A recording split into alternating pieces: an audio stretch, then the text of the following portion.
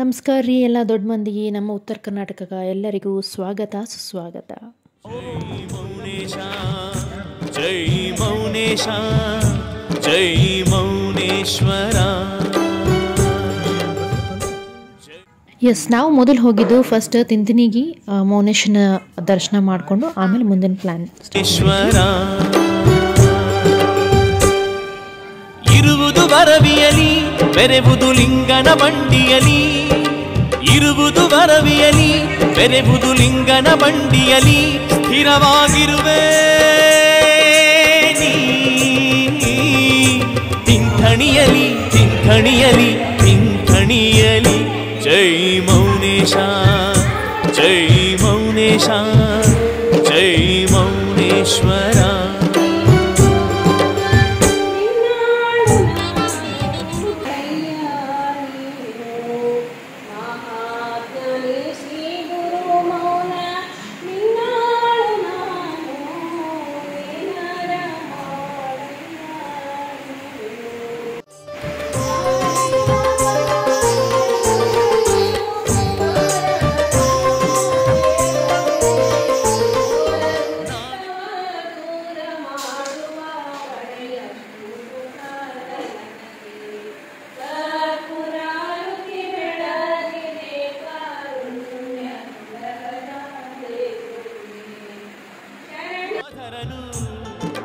ಶಾಪವಿತ್ತನು ಶೇಷನಿಗೆ ಧರೆಯ ಮೇಲೆ ಜನ್ಮಿಸಲು,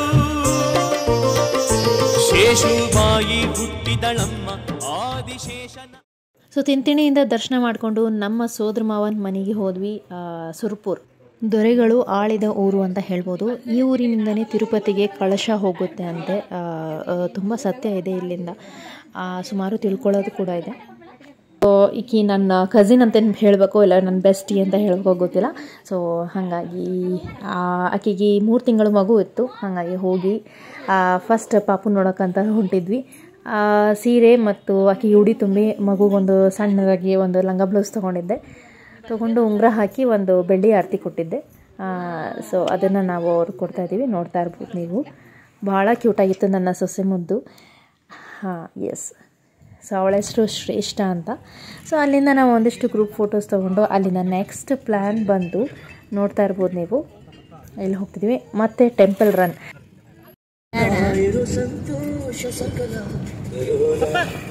ಹಾಯ್ ಮಾಡು, YouTube blog ಹಾಕ್ತೀವಿ. ಹಾಯ್ ಬರೀ, ಎಲ್ಲಿ ಹೊಂಟಿ ನೀನು? ಎಲ್ಲಿ ಹೊಂಟಿ? ಕೊಡೇಕಲ್ ಬಸವಣ್ಣವರ ದೇವಸ್ಥಾನ. ನಾವು ಈಗ ಕೊಡೇಕಲ್ ಬಸವಣ್ಣ ದೇವಸ್ಥಾನಕ್ಕೆ ಹೊಂಟೀವಿ. ಅನ್ನು ಅನ್ನು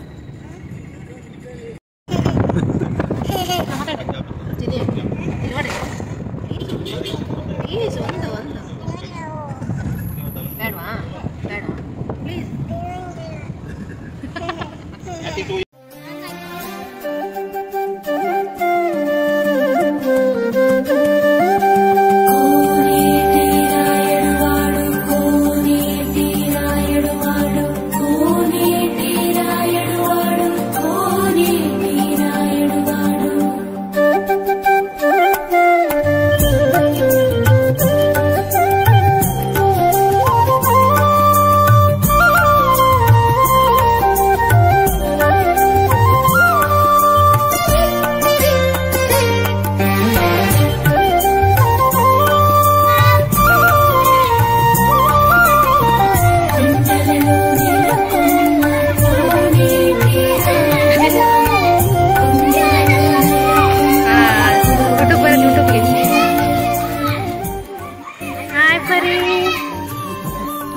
ನೋಡ್ರಿ Basavanna Basavanna.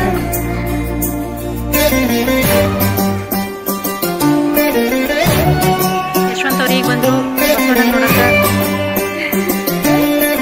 So welcome all to Kodekal Basaveshwara ದೇವಸ್ಥಾನ.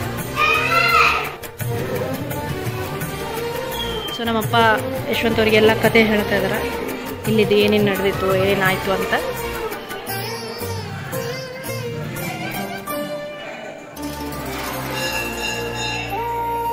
ಸೊ ನಡೀರಿ ಹೋಗೋಣ ಒಳಗ.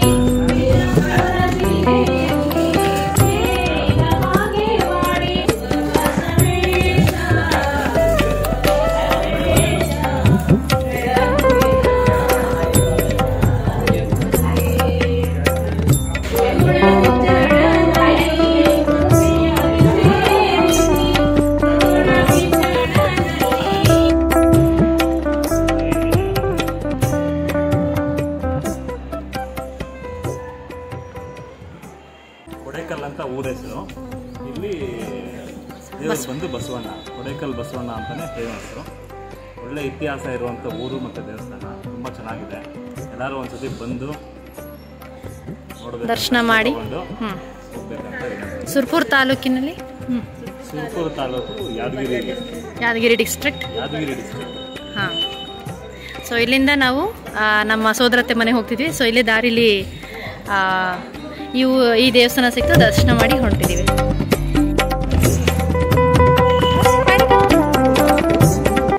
ಕೊಡೇಕಲ್ ಬಸವೇಶ್ವರ ದೇವಸ್ಥಾನದಲ್ಲಿ ಪ್ರದಕ್ಷಿಣೆ ಮಾಡುವಾಗ ಇಲ್ಲಿ ಒಂದು ವಿಶೇಷತೆ ಏನು ಅಂದರೆ, ಈ ಕಲ್ಲು ಕೇವಲ ನಮ್ಮ ಭಾರತದಲ್ಲಿ ಮಾಡ್ತಕ್ಕಂಥ ಗ್ರನೈಟು, ಇದು ಅಮೃತ ಶಿಲೆ. ಇದು ಯಾವಾಗಲೂ ತಣ್ಣಗಿರುತ್ತೆ, ಕೋಲ್ಡ್ ಆಗೇ ಇರುತ್ತೆ. ಇದ್ರದ್ದು ವಿಶೇಷತೆ, ಇದು ಬಿಸಿಯಾಗಿದೆ, ಇದು ಕೋಲ್ಡ್ ಆಗಿರುತ್ತೆ. ಯಾವಾಗಲೂ ಪ್ರದಕ್ಷಿಣೆ ಹಾಕುವಾಗ ಇದ್ರ ಮೇಲೆ ಎಲ್ಲಾ ಭಕ್ತಾದಿಗಳು ಭಕ್ತಿಯಿಂದ ಹೋಗ್ಲಿ ಅನ್ನೋ ಒಂದು ಉದ್ದೇಶದಿಂದ ಈ ದೇವಸ್ಥಾನದ ಕಮಿಟಿಯವರು ಮಾಡಿರ್ತಕ್ಕಂಥ ವಿಶೇಷತೆ.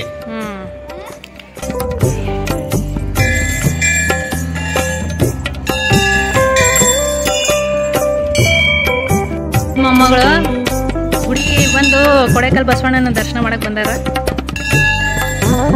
ಹಾಯ್ ಪಪ್ಪ. ನಮ್ಮ ವಿಶ್ವಗುರು ಜಗಜ್ಯೋತಿ ಬಸವಣ್ಣವರ ದೇವಸ್ಥಾನ ಇದು. ತುಂಬಾ ನಮ್ಮ ಮನೆ ದೇವರು ತುಂಬಾ ವಿಶೇಷತೆ ಇದೆ. ಇಲ್ಲಿ ಏನಾದರೂ ನಮಗೆ ದುಷ್ಟಶಕ್ತಿಗಳ ಏನೇ ದೋಷ ಆಗಿದ್ರೂ ಇಲ್ಲಿ ಬಂದರೆ ಪರಿಹಾರ ಆಗುತ್ತೆ. ಆಮೇಲೆ ಅಪ್ಪನ ಬಸವಣ್ಣವರ ಆಶೀರ್ವಾದ ತುಂಬ ಮುಖ್ಯ. ಇಲ್ಲಿ ನಾವು ಯಾವಾಗಲೂ ಇಲ್ಲಿ ಬರ್ತಾ ಇರ್ತೀವಿ. ಇಲ್ಲಿ ಮಾಲಿನ ಮುಖ್ಯ ಮನೆ ಇದೆ, ಅಲ್ಲಿ ಯಾವಾಗಲೂ ದಾಸೋಹ ನಡೆಯುತ್ತೆ. ಅಲ್ಲಿ ನಾವು ಒಂದು ಅಗಳು ಅನ್ನ ಆದರೂ ಕೂಡ ನಾವು ಪ್ರಸಾದ ತೊಗೊಂಡೇ ಹೋಗಬೇಕು. ಅಲ್ಲಿ ಏನಾದರೂ ನಾವು ಪ್ರಸಾದ ಅವ್ರು ಕೊಟ್ಟರೆ ನಾವು ಅದು ತೊಗೊಂಡೇ ಹೋಗಬೇಕು. ಅದು ನಾವು ಬಿಟ್ಟು ಹೋಗೋ ಹಾಗಿಲ್ಲ. ನಾವು ಬಿಟ್ಟು ಹೋದರೂ ಕೂಡ ಅದು ಯಾವ ರೂಪದಲ್ಲೇ ನಮಗೆ ಮತ್ತೆ ಇಲ್ಲಿ ಕರೆಸ್ಕೊತಾನೆ ಬಸವಣ್ಣ. ಹಾಗಾಗಿ ನಾವು ಅದನ್ನು ತಪ್ಪಲೇ ತೊಗೊಂಡು ಹೋಗಬೇಕು. ತುಂಬಾ ವಿಶೇಷತೆ ಇದೆ, ತುಂಬಾ ಶಕ್ತಿ ಇದೆ. ಎಲ್ಲರೂ ನೀವು ಇಲ್ಲಿ ಬಂದು ಭೇಟಿ ಕೊಡಿ, ತುಂಬ ಒಳ್ಳೆಯದಾಗುತ್ತೆ. ಸೊ ಅದ್ಭುತವಾದ ಈ ಒಂದು ಸ್ಥಳವನ್ನು ನೀವು ಕೂಡ ದರ್ಶನ ಮಾಡಿ ಈ ಅನುಭವನ ಪಡೀರಿ.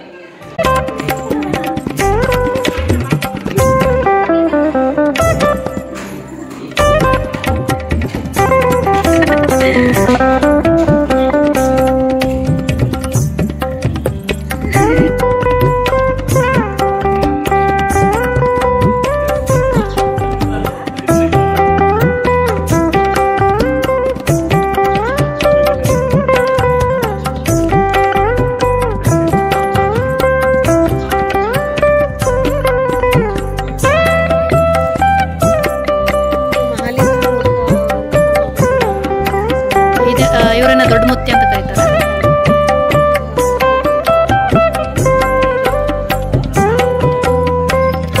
ಅವ್ರು ನಡೆಸ್ಕೊಂಡು ಹೋಗ್ತಾರೆ.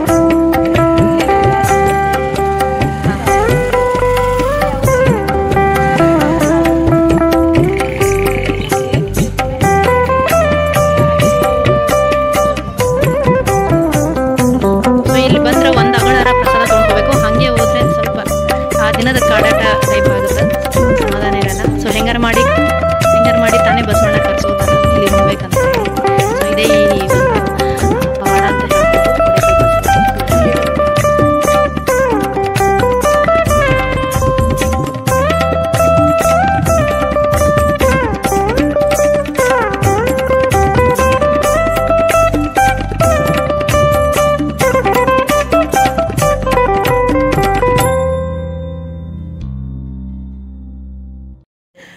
ಏನು ದೊಡ್ಡ ಮುತ್ತೆ ಅಂತ ಕರಿತೀವಿ ಆ ಸ್ವಾಮಿಯರು ಮನೆಗೆ ಹೊಂಟಿವೀಗ.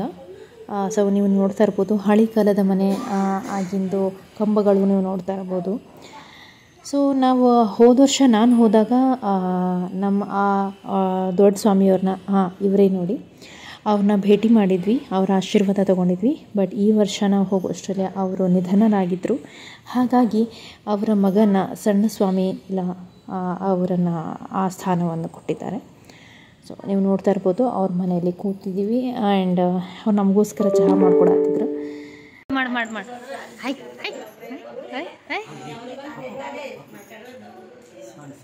ಚಿನ್ನ ಶಂಭು ಮಾಡ ಪಾಣಿಕ ಶಂಭು ಮಾಡಿ ಪಾಣಿಕ ಹೆಂಗೆ ಮಾಡ್ತಿ? ಹೆಂಗೆ ಶಂಭು ಮಾಡಿ ಹೆಂಗೆ ಮಾಡ್ತಿ?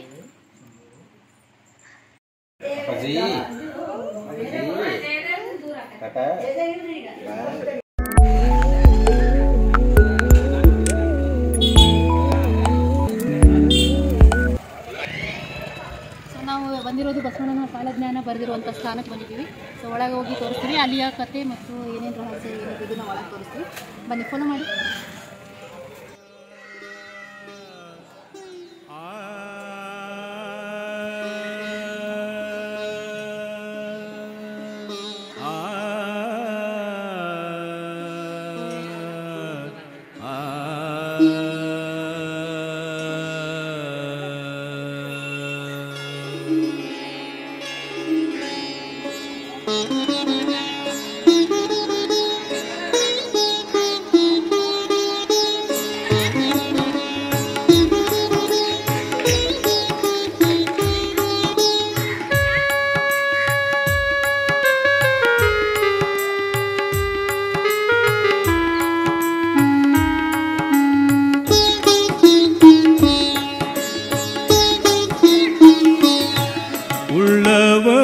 ಶಿವಾಲಯ ಮಾಡುವರು, ಉಳ್ಳವರು ಶಿವಾಲಯ ಮಾಡುವರು. ನಾನೇನು ಮಾಡಲಿ ಬಡವನಯ್ಯ. ಸೊ ನಾವು ಬಂದಿರೋ ಸ್ಥಳ ಯಾವುದಂದರೆ ಬಸವಣ್ಣ ಅವರು ಕಾಲಜ್ಞಾನ ಬರೆದಿರುವಂಥ ಒಂದು ಸ್ಥಾನಕ್ಕೆ ಬಂದಿದ್ವಿ. ಸೊ ನೋಡ್ತಾ ಇರ್ಬೋದು ಎಷ್ಟು ಸುಂದರವಾಗಿದೆ, ಎಷ್ಟು ಮೆಟ್ಲಿದಾವೆ ನೋಡಿ. ಅದೆಷ್ಟು ಹತ್ತಿ ಒಳಗೆ ಗರ್ಭಗುಡಿಗೆ ಹೋಗ್ಬೇಕು ನಾವು. ಸೊ ಹಾಗಾಗಿ ನಾವು ಕಾಲಜ್ಞಾನ ಬರೆದಿರುವಂಥ ಸ್ಥಾನವನ್ನು ಸಂಪೂರ್ಣವಾಗಿ ತೋರಿಸ್ತೀವಿ. ದಯವಿಟ್ಟು ವಿಡಿಯೋನ ಸ್ಕಿಪ್ ಮಾಡಲಾರ್ದೆ ಫಾಲೋ ಮಾಡಿ.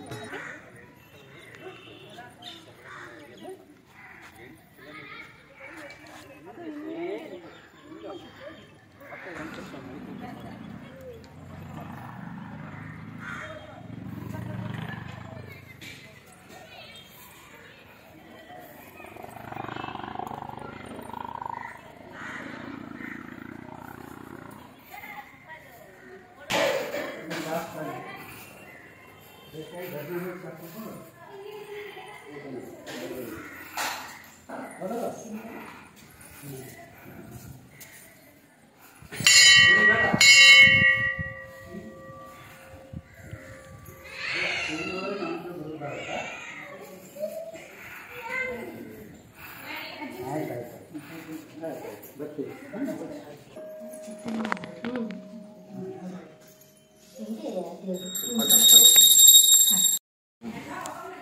ಇಲ್ಲಿ ಯಾವುದೇ ರೀತಿಯಾದ ಮಂತ್ರತಂತ್ರಗಳು ಈಗ ಮುಟ್ಟೋದು ಇದೆಯೋ ಅಂಥದ್ದೇನು ಪ್ರಯೋಗಿಸಲ್ಲ. ಭೂತ ಪ್ರೇತ ಏನೇ ಆಗಲಿ ಇಲ್ಲಿ ಬರೀ ನಮ್ಮ ಮಂತ್ರ ಪಠಣೆಗಳು, ನಮ್ಮ ವಚನ ಪೂಜೆಗಳೇ ಇರ್ತದೆ. ಬರೀ ಲೋಕ ಸಂಚಾರ ಮಾಡಿಕೊಂಡು ಇಲ್ಲಿ ನಮ್ಮ ಬಸವಣ್ಣವರು ಬಂದು ಇದನ್ನೆಲ್ಲ ತಮ್ಮ ಸಾಧನೆಯೇ ಇಲ್ಲಿ ತೋರಿಸಿ ಅದೇ ಅಂದರೆ ಲಾಸ್ಟಿಗೆ ಅಲ್ಲೂ ಆಯ್ಕೆ ಆಗ್ತಾರೆ. ದೇವಸ್ಥಾನ ಸುತ್ತಲ ಟೈಮ್ ಆ ಕಡೆ ನೋಡ್ರಿ, ಅಲ್ಲಿ ಒಂದು ದೇವ್ರ ಐತಿ. ಅಲ್ಲಿ ಬರೀ ಅವ್ರ ಮುಖ ಭಾವಚಿತ್ರ ಐತೆ. ಆ ದೇವ್ರ ಹತ್ರ ನಮ್ಮ ದೇವಸ್ಥಾನದಾಗ ಅಂದ್ರೆ ಪಾಸಿಟಿವ್ ನೆಗೆಟಿವ್ ಯಾವುದೇ ಎನರ್ಜಿ ಆಗಲಿ ಬಂದು ಅಲ್ಲಿ ಕರ್ಕೊಂಡು ಹೋದ್ರೆ ಹೊರಗೆ ಬರ್ತದೆ. ಪ್ರಯೋಗಿಸೋದು ಬೇಡ ನಾವು ಏನೂ ಇಲ್ಲಿ, ಬರೀ ಅವ್ರು ನೋಡಿದ ತಕ್ಷಣ ಹೊರಗಡೆ ಬರುತ್ತೆ. ಇದು ಅದಕ್ಕೆ ಇಲ್ಲಿ ಜಾಸ್ತಿ ಅಂದ್ರೆ ಭೂತ ಪ್ರೇತಗಳ ಸಲುವಾಗಿ ಅಲ್ಲಿ ಬರ್ತಾರೆ. ಬಂದು ಇಲ್ಲಿ ಬಂದು ತಮ್ದು ಏನಿರ್ತದೆ ಎಲ್ಲ ಪರಿಹಾರ ಮಾಡ್ಕೊಂಡು ಹೋಗ್ತಾರೆ. ಇನ್ನೊಂದು ಏನಂದ್ರೆ ದೋಷ ಪರಿಹಾರ ಇಲ್ಲಿ ಜೋಡಿಸೋಡಿ ಬೆನ್ಸೋಡಿ ಅಂತದ್ದು ಏನಂದ್ರೆ ಇಲ್ಲಿ ಕರ್ಕೊಂಡು ಇಲ್ಲಿ ಮುಗಿಸ್ತಾರೆ. ನಾ ಹೇಳಿದಲ್ಲ ಅಂದ್ರೆ ಕೆಲವೊಂದ್ ಕಡೆ ಅದನ್ನ ಮಾಡ್ತಾರೆ ದೋಷ ಪರಿಹಾರ ಅಂದ್ರೆ ಚರ್ಮ ಸುಡೋದು, ಈಗ ಚರ್ಮ ತೆಗಿಯೋದು ಮೇಲಿಂದು ಅಂಥದ್ದು. ಇದು ನಮ್ದೇನಿಲ್ಲ, ಇಲ್ಲಿ ಬರೀ ಇಲ್ಲಿ ಮುಗಿಸಿದ್ರೆ ಪರಿಹಾರ ಅಂತ ಅದೇ. ಕಾಲಜ್ಞಾನ ಬರೆದ ಸ್ಥಳ ಇದೆ. ಅಂದ್ರೆ ಅಲ್ಲಿ 2 ಬೆಳ್ಳಿ ಪಟ್ಟಿಗಳು ಕಾಣ್ತಾವಲ್ಲ, ಅದ್ರ ಕೆಳಗಡೆ ಒಂದು ರೆಡ್ಡಿಶ್ ಡಿಸೈನ್ ಇರೋದು, ಅದ್ರೊಳಗಡೆನೆ ಆ ಬುಕ್ ಸುತ್ತಿಟ್ಟಿರ್ತೀವಿ ನಾವು. ಅದನ್ನು ಪ್ರತಿ ವರ್ಷ ಮಹಾಶಿವರಾತ್ರಿಗೊಂದು ತೆಗೆದು ಬರೋ ವರ್ಷದ ಭವಿಷ್ಯ ಏನಂತ ಹೇಳ್ತೀವಿ.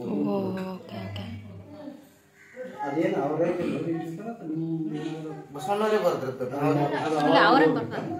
ಬರೋ ವರ್ಷದ ಮಳೆ ಬೆಳೆ ಏನಾದ್ರು ಮಳೆ ಬೆಳೆ ಆಗಿರ್ಬೋದು, ಪರೀಕ್ಷೆ ಆಗಿರ್ಬೋದು, ರೋಗ ರುಜಿನಗಳಾಗಿರ್ಬೋದು, ಏನ್ ಬೇಕಾದ್ರೂ ಆಗಿರ್ಬೋದು.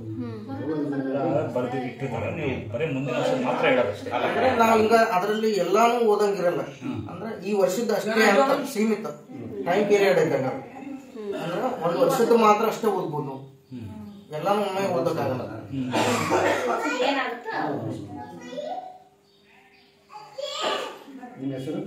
ಗವಿ ಸಂಗು ಅಂತ ಸ್ವಾಮಿಗಳು ಲೋಕ ಕಲ್ಯಾಣಕ್ಕಾಗಿ ಎಲ್ಲ ಮಾಡಿದ್ದಾರೆ. ಒಳ್ಳೇದಾಯ್ತು. ಅಂದ್ರೆ ಇಲ್ಲಿ ಒಟ್ಟು ಯಾವುದೇ ದುಷ್ಟಶಕ್ತಿ ಇದ್ರೂ ಪರಿಹಾರ ಇಲ್ಲಿ ಬಂದ್ರೆ ಹೊರಗಡೆ ಬರ್ತೀವಿ.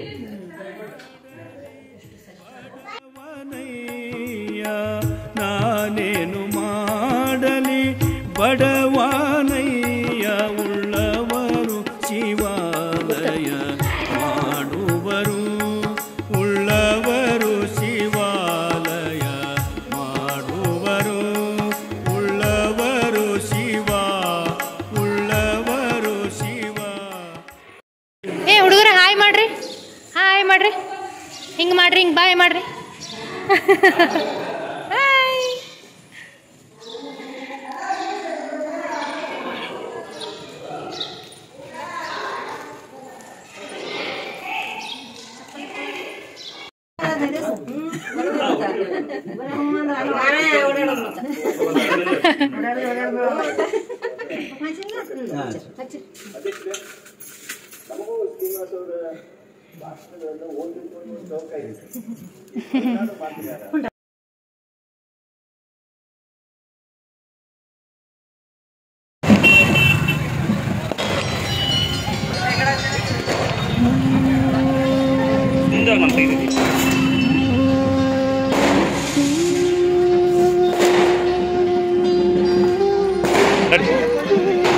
ಈಗ ನಾವು ಬಸವನ ಬಾಗೇವಾಡಿಗೆ ಬಸವಣ್ಣನ ನೋಡಕ್ಕೆ ಬಾಗೇವಾಡಿ ಬನ್ನಿ ನೋಡೋಣ, ತೋರಿಸ್ತೀವಿ ನಮ್ಮ ದೇವಸ್ಥಾನದ ದೃಷ್ಟಿ ಹೇಗಿದೆ.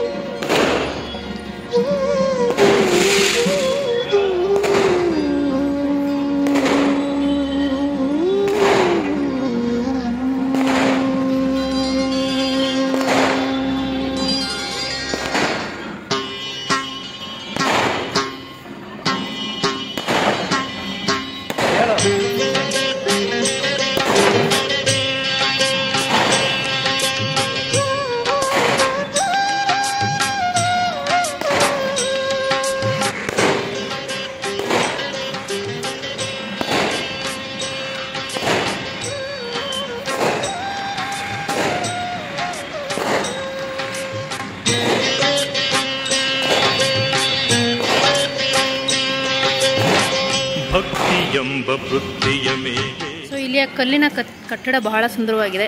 ಒಂಥರ ಎಲ್ಲೋ ನಾವು ಜೈನ್ ಟೆಂಪಲ್ ಎಲ್ಲ ಹೇಗೆ ನೋಡಿದಾಗ ಅನಿಸುತ್ತೆ, ಒಂಥರ ಭಾಳ ಸುಂದರವಾಗಿದೆ. ನೋಡ್ತಾ ಇರಿ ನೀವು. ಹಾಂ, ಸೊ ಈಗ ಫೋಕಸ್ ಆಗಿದೆ.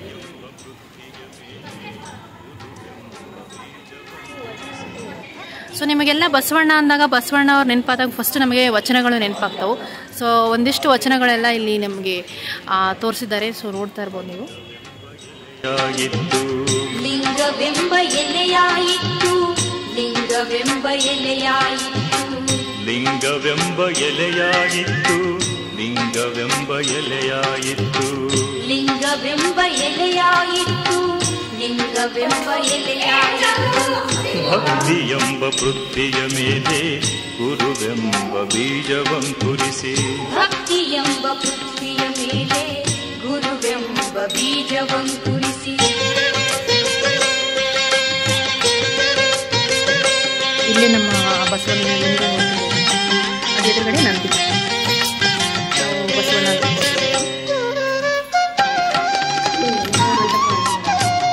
ಒಂದು ಹಾಡೈತ.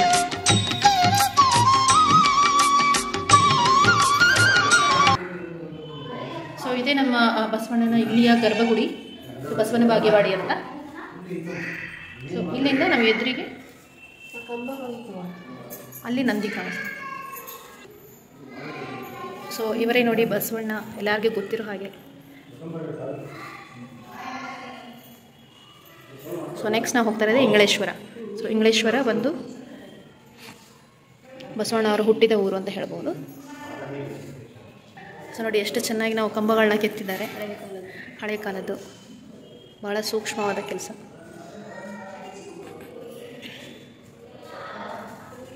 ಸೊ ಇಂಥ ಎಲ್ಲ ಸ್ಥಳಗಳನ್ನು ನೋಡಬೇಕಂದ್ರೆ ನಮ್ಮ ಉತ್ತರ ಕರ್ನಾಟಕಕ್ಕೆ ಬನ್ನಿ, ಈ ಒಂದು ಸುಂದರವಾದ ದೇವಸ್ಥಾನಗಳೆಲ್ಲ ನೀವು ಅನುಭವಿಸ್ಬೋದು. ಸೊ ನೋಡ್ತಾ ಇರ್ಬೋದು ಮೇಲೆ ಎಷ್ಟು ಚೆನ್ನಾಗಿ ಕೆತ್ತಿದ್ದಾರೆ ನೋಡಿ, ನೀವು ಕ್ಲಿಯರಾಗಿ ಕಾಣಿಸುತ್ತೆ ನೋಡ್ರಿ ಎಷ್ಟು ಚೆಂದ ಕೆತ್ತಾರೆ. ಇದೇ ನಮ್ಮ ಬಸವನ ಬಾಗೇವಾಡಿ. ಹಾಂ, ಬಸವಣ್ಣನ ಗುಡಿ ನೋಡಿದ್ರೆ ಇದೇ ಒಂದು ಗುರು.